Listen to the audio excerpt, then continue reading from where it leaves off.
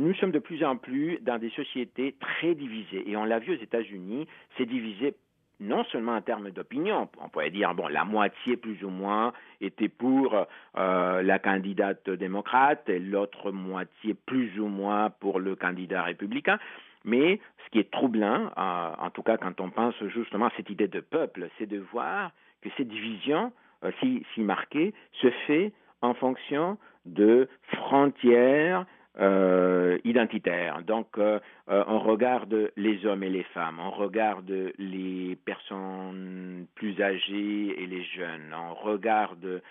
comme on les voit aux États-Unis en termes de leur système de race, entre guillemets, c'est-à-dire blanc et noir, latino et blanc, etc. Et là, ce qu'on voit, c'est que justement, ce sont des catégories de la population qui sont très, très, très différentes et qui en font des choix qui sont parfois même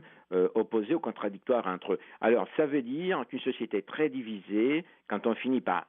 voter et élire, dans le cas des États-Unis, on le voit, un candidat plutôt qu'un autre, ça crée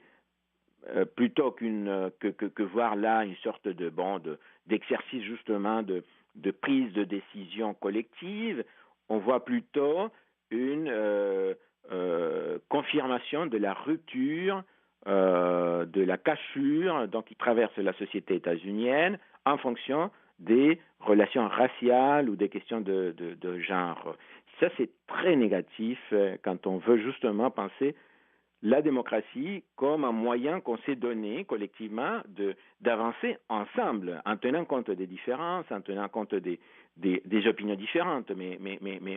le but ultime étant de bouger tous dans une même direction. Alors qu'ici, on l'a vu aussi dans d'autres contextes, le système électoral qu'on a produit des fractures et parfois même approfondit justement les difficultés de s'assembler autour d'un projet commun. Et cela est assez troublant.